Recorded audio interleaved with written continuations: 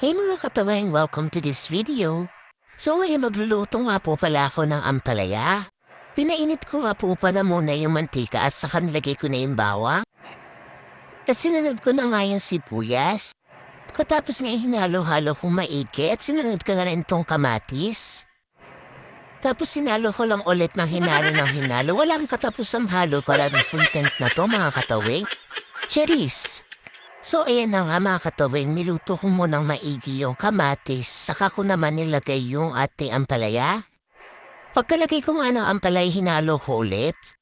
Hinalo ko ang maigi mga katawing para naman malutong maigi yung sibuyas, bawang at kamatis. Kaya nga pala ako naglagay ng kamatis mga katawing para maibsin yung pait. Malaking tulong kasi yung kamatis sa pagbawas ng pait ng ampalaya. Nilagay ko na nga muna yung magic sarap, saka ko naman ulit hinalo.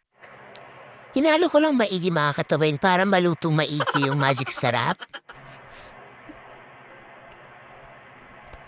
Pagkatapos ko nga haluin ay nagsawa na nga ako at nilagay ko na nga itong pamintang powder.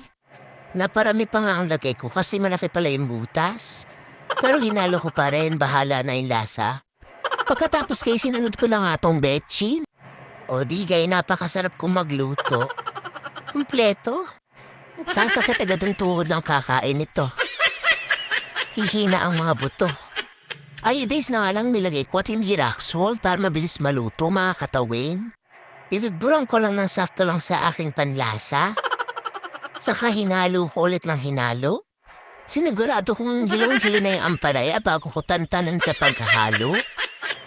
Yung tipong lutula siya sa halo pa lang. Saka nga nilagay ko na tong tubig para naman kahit papano lumambot naman tong yung puro halo lang ng halo. Saka mga katawin, inintay ko nga muna ang kumulo ng kaunti at tinakpak ko nga yung mga dumikit dito sa sandok. Sayang naman laman siyan din to. Haluin mo na ng haluin hanggang sa mahilo yung kakain yan.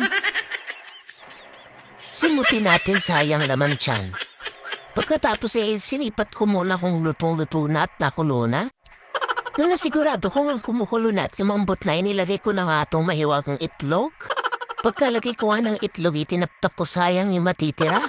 Saka hinalo ko ulit ng panigurado na may talagang maluto.